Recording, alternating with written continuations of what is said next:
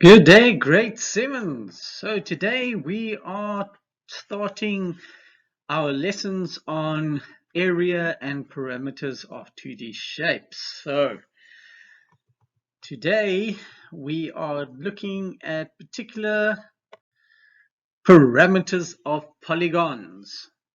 Right, so Mr. H, what is a polygon? A polygon is a 2D shape. Okay, a 2D shape.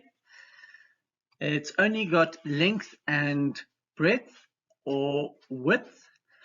It doesn't have any height or depth to it. All right, it is like a triangle or a rectangle or a square. It's a flat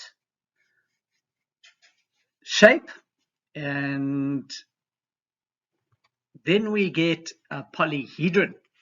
A polyhedron is a 3D shape. All right, polyhedron has got length and breadth, and it has depth or height. It's got 3 dimensions to it. You can walk around it. It has 3 dimensions. It's not just flat. It's not just a flat shape like a 2D shape. A polygon is a 2D shape. Now, this is how I try and remember it. Let's imagine you have a parrot. Everybody say hello to Polly. Polly the parrot. Right, Polly the parrot is 3-dimensional, as you can see. He's got width, he's got length, and he's got height. Right, he is 3-dimensional, he is tangible, you could walk around him. All right, he is right here in front of you. All right, Polly is here. He is a polyhedron. He is a polyhedron, he is 3-dimensional. But let's say one day Polly went to go find seeds somewhere else. Where's Polly? Polly is gone. All right. All you have left of Polly is this little picture you drew yourself. Shape. It is a flat 2-dimensional picture that you drew by hand, and that is all you have. And your heart is broken because Polly is gone. All right, so a flat picture is a polygon, and a 3D is a polyhedron. So polygon, that's how I remember it. Hopefully this helps you as well. Polygon is just a picture. All right, we have our polygons are 2-dimensional shapes that only have a length and a breadth. All right, we have 2 kinds of polygons. We have what we call regular polygons, where all the sides are the same size or the same length, and all the inside angles are the same. Then we have an irregular polygon, where the sides are all different and so are the internal angles. Now let's have a look at irregular polygons. How do we measure the perimeter of an irregular polygon? Right, it's important to note that irregular polygons have different sides or sizes, and how we work it out is we add all the sizes together to get the perimeter. So for this scaling triangle, we'll add A, B, and C together. For this irregular quadrilateral, A, B, C, and D. For this irregular hexagon, we will add A, B, C, D, E, and F together. And for this irregular pentagon, A, B, C, D, and E. And when you add them all together, it gives you the perimeter, the outer area of that shape. Here we have regular polygons or equilateral polygons, but we just call them regular polygons, and they have sides that are all the same size. That is why we have these little lines. These little lines on each side means that the sides are all the same size. So when you see that, you know that the sides are all the same. How do we work out a square? The perimeter of a square is P, which is perimeter, equals 4 times L, which is length. Why 4? We say 4 times L because it has 1, 2, 3, 4 sides. So therefore, 4 times length. For equilateral triangle, it is 3 times length because it has 3 sides. For a hexagon, it is 6 times length. And for a pentagon, it is 5 because it has 5 lengths. One important thing to remember is to make sure that all measurements have the same unit of measure. Then convert them all to the same unit of measure. All right, so we work normally in kilometers, meters, centimeters, and millimeters. So we need to remember that there is 1,000 meters in 1 kilometer, there's 100 centimeters in 1 meter, and 10 millimeters in each centimeter. It's important to note that if we need to convert measurements. So here we have an example. A hexagon has sides with lengths of 4, 5, 7, 2, 8, and 3 centimeters.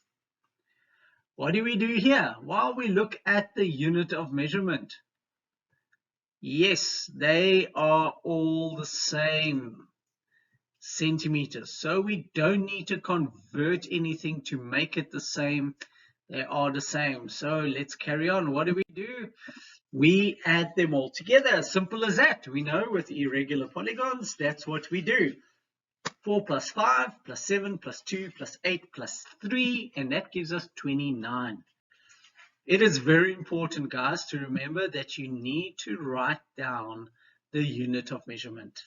If you're working in centimeters, your answer must have centimeters at the end.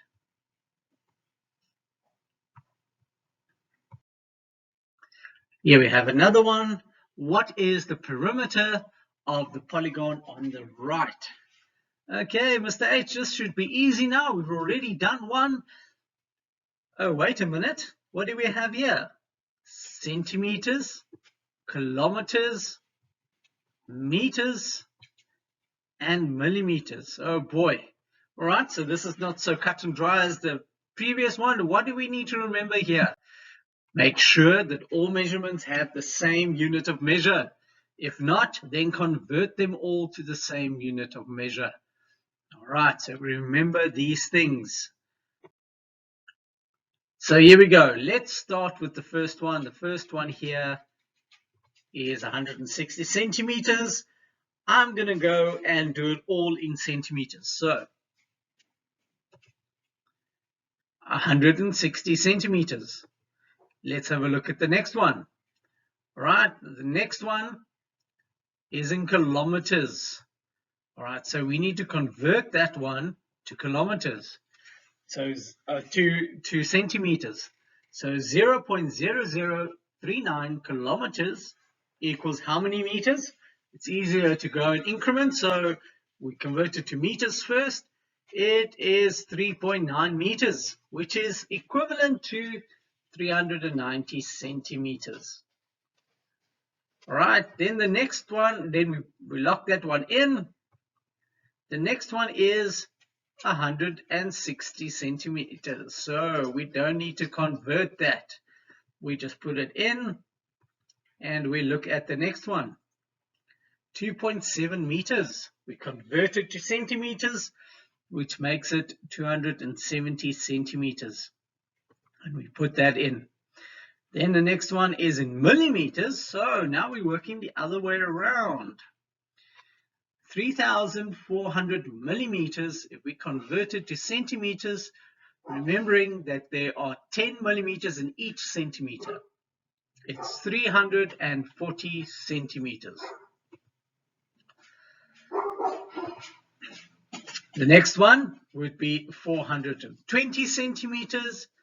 Then we convert 3.3 meters. into centimeters, which will be 330. 3.4 meters will be 340 centimeters.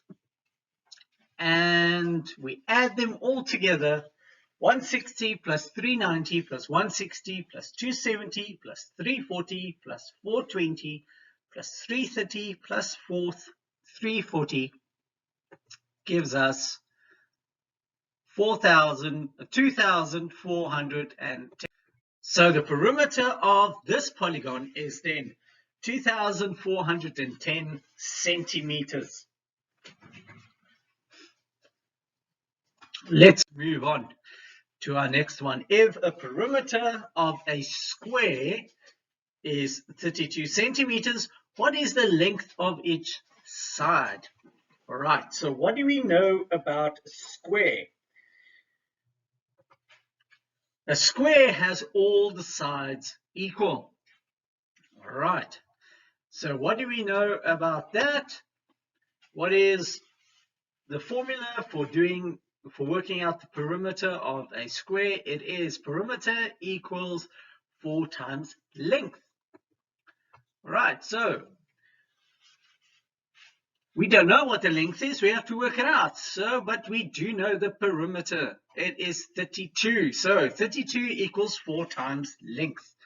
So how do we do this, Mr. H? Easy. We do the inverse method. 32 divided by 4 will give us the length, and that is 8 centimeters. 8 times 4 is 32. So therefore, the length of each side of this square is 8 centimeters long. Here we have another one. A rectangle has a length of 15 centimeters and a breadth, which is the width, of 8 centimeters. What is the perimeter? What do we know about a rectangle? This is not an irregular quadrilateral or anything like that. It is a rectangle. We know about rectangles that the opposing sides are equal. Therefore, the formula for a rectangle would be perimeter equals 2 times length plus breadth. All right, we know what the length and the breadth is. It is 15 and 8. So perimeter equals 2 times 15 plus 8. So what do? We use BODMAS. Right, BODMAS, we work out that which is in the brackets first. 15 plus 8 is 23, which makes the sum 2 times 23, which equals 46 centimeters. So the perimeter of this rectangle is 46 centimeters long. Well, grade 7s, there you go. Perimeters and polygons and polyhedrons. Now you know how to work out the perimeter of a polygon. I'm sure that you guys can go ahead and do your exercises with confidence. Good luck.